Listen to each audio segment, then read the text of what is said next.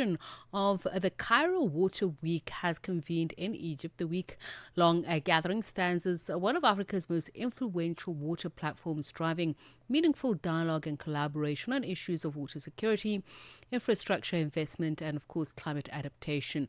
South Africa's Water and Sanitation Deputy Minister David Mahlobo will join us in just a moment. He is leading the country's delegation to the 7th annual event. So we'll hear from him what idea exchanges have occurred and what is the backbone of the conversation there. I mean, we've just been speaking about how Madagascar is on fire because they're not receiving the basic human right of water.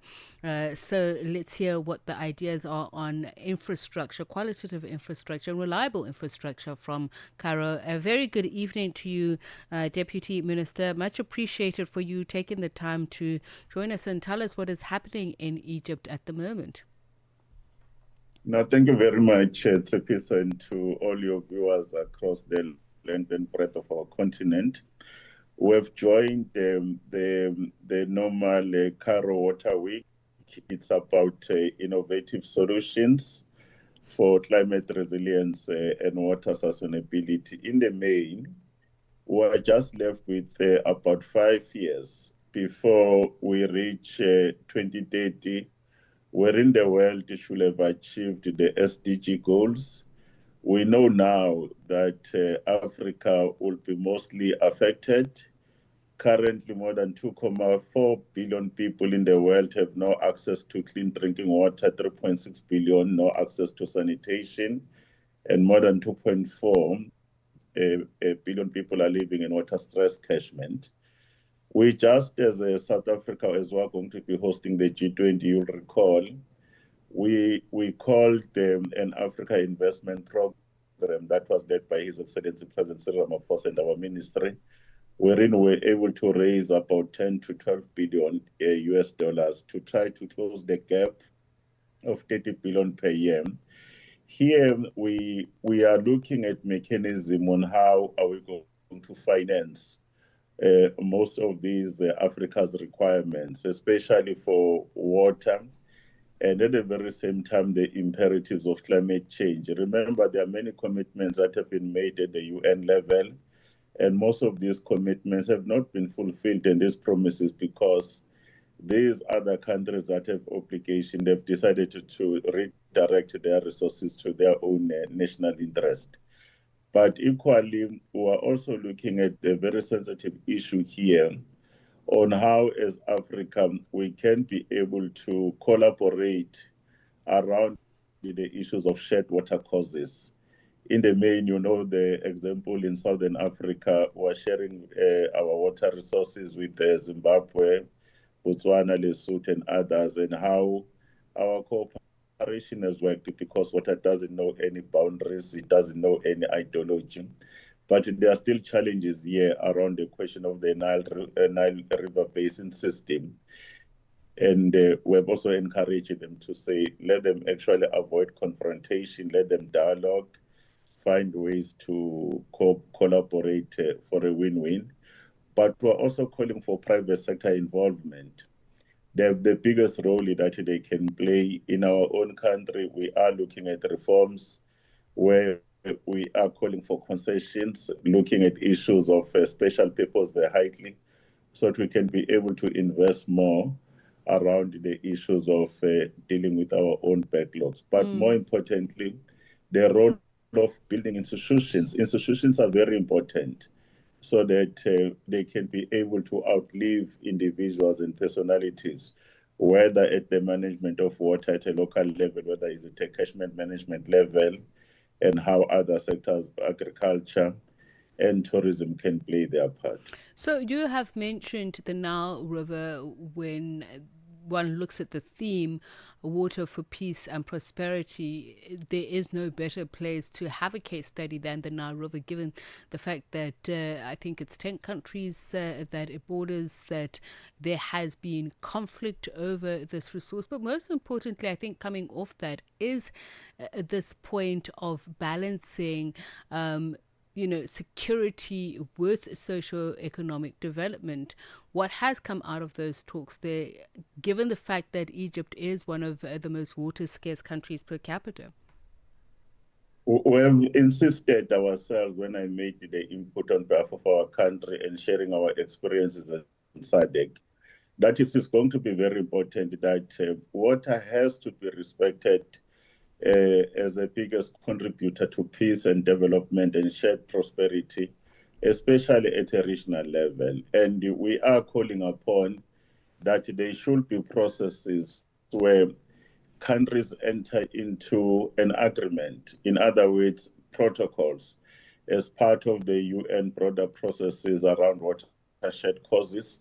There's always the issues of the navigation of water use in terms of those particular treaties. They can learn from our experiences there, but more importantly, they need to be able to ensure that from a planning point of view on how the water is going to be protected and how it is allocated, because one country or the other, we live downstream. As I was saying, that water does not know any boundary. It doesn't know no ideology and politics. Whether you can try to stop it, it will find a way to actually break until it reaches the sea. We've called upon that we must stop issues of unilateralism and protectionism and be able to know that water, if it is not managed with the diligence it deserves, it can actually become a source of conflict and the next wars, because people are going to be actually competing for this limited resource. There are some work that they are doing them, and we have implored them to find a mechanism that they leave no one behind. But more importantly, they must also ensure that communities across all these countries that are part of this important historic river basin, they are involved. But also at the same time, this decision must be made using evidence-based solution. The issues of advances in science, engineering, and technology, there is a lot of data that is there, so that at least when decisions are being made, no country can be in a position to say we are actually being shortchanged around some of those decisions. And there's a firm commitment by all the parties that are there. We know that in certain countries, there have been these issues of quibbling about water. And we think in this case, like we commended the Egypt today, they just hosted a co-shared with President Trump that mainly is peace process. As you know, that our own President Ramaphosa played an important role, also following in the footsteps of His Excellency President Mandela when he said that our freedom is far from incomplete as long as people of Palestine and others of Western Sahara, they are not taking into account in terms of choosing the kind of government and the leaders they need.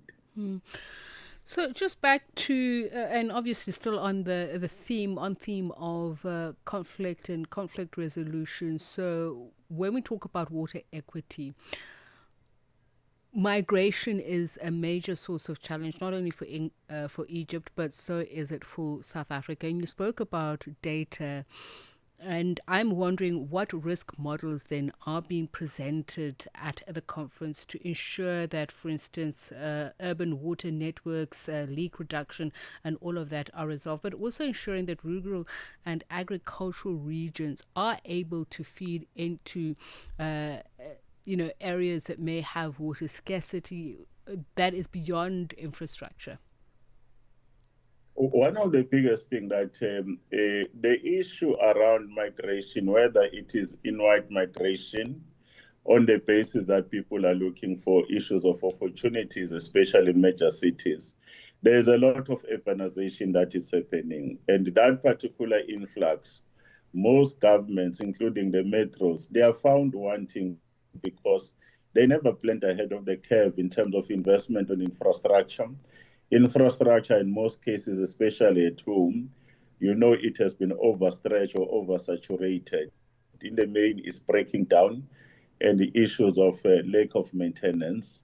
And non-revenue water is one of the biggest challenges of our time that we face. That is also impacting in terms of the reliability of supply. Therefore, we are saying that the private sector can play an important role, and how they can be in a position like in Mpumalanga, there's a concession there of Slulumanzi in Durban, there's a Caesar Water. There's another concession there somewhere in Klerksdorp.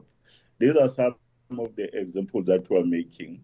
But at the very same time, we need to be started to investing for this particular growth, so that at least we know that when there's a growth in population, there is also the need that the economies must grow. For economies must grow, there's going to be a demand in industries. Therefore, investment in bulk infrastructure is the most important component. That's why looking for the money in the markets, the blue bonds and the green bonds, including the blended financing, is the most important aspect.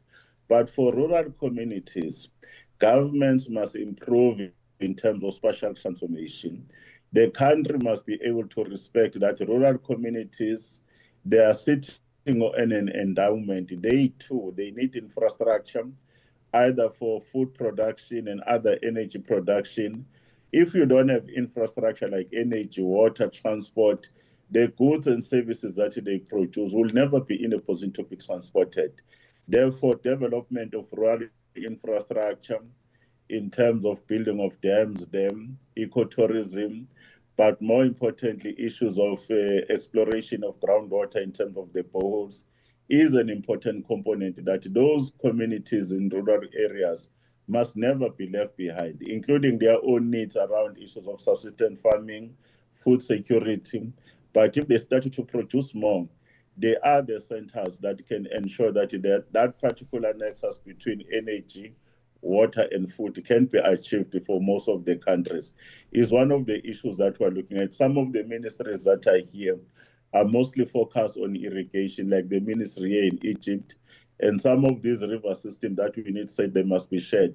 And most of them, they're actually the best producers of the food that is required for issues of dealing with issues of poverty, hunger in most of our parts of our continent. Given what you said, what are some of the more climate resilient innovations that are coming out of the talks that you're having, and how would they feed into the whole idea of grey infrastructure? And if you could just perhaps go into a little bit more for the sake of our viewers and our listeners to understand how the two work in tandem as well. One of the biggest issues around climate change is to find a collective will by the leaders of the world under the umbrella of the United Nations, especially the Paris Accord around climate change. We know now that there have been some biggest changes, and the world is going through a number of turbulences and transformation. The issue of climate change is slowly getting out of the agenda of the United Nations because some of the bigger countries, they've just made a decision that it's a myth when it is the scientific indicators are there. We have to protect that multilateralism that has happened through the United Nations. It can't be weakened. So that the commitments around the greenhouse emission, national determined objectives that many countries have put in their instruments, we must be able to do that because the developing countries are the most vulnerable on the basis that at the backdrop of the developed economies, it was industrialization, and there has been a lot of fossil fuels and gas emission that have happened. Secondly, is the issue of using science and data, using the advancement in technologies, because there are satellite images that can be able to determine to what extent are these gases in the air, to what extent the temperatures are rising, so that we can be in a position to predict the issues of flooding, the issues of cyclones that are happening, but more importantly, the prolonged droughts. In South Africa, you will know, we have experienced prolonged drought around the areas like Gqeberha. That nearly costed them to be day zero, the very same problem around the Western Cape in Cape Town.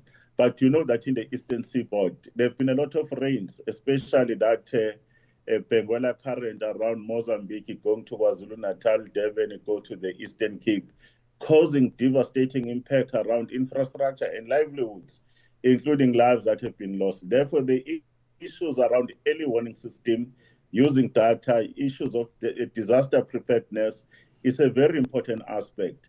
But at the very same time, we've learned our own lessons around the question of infrastructure that gets to be washed away, we are looking at new technologies to say how can we be in a position to build better, but at the very same time ensure that from an engineering designs we don't have problems. And more importantly is the role of building water and climate sensitive and resilient communities around how to use indigenous knowledges around issues of agriculture, the planting, the methodologies that are being used, issues of the avoidment around settlement of people getting into the floodlines. There are many, many mechanisms that we should be in a position to look at. But more importantly is also to be able to say, how do we actually fund the most vulnerable communities? You know, the role that South Africa normally plays when there are issues of disaster, where our military will be able to come in and assist Mozambique and the other neighboring state. And then we've also been in a position to ensure that even the integrated system around the monitoring of the weather services, working with the South African Weather Services, were able to give for the entire region to be giving that particular data so that we can be able to respond. Those are some of the issues that we've said we should be able to do, including our research institutions, CSIR, Water Research Commission, working with other universities across our continent and beyond our continent. Deputy Minister, let's thank you so much for your time and sharing insights from Egypt, where you are taking place in that 2025 summit that is looking at water and water infrastructure. The 2025 edition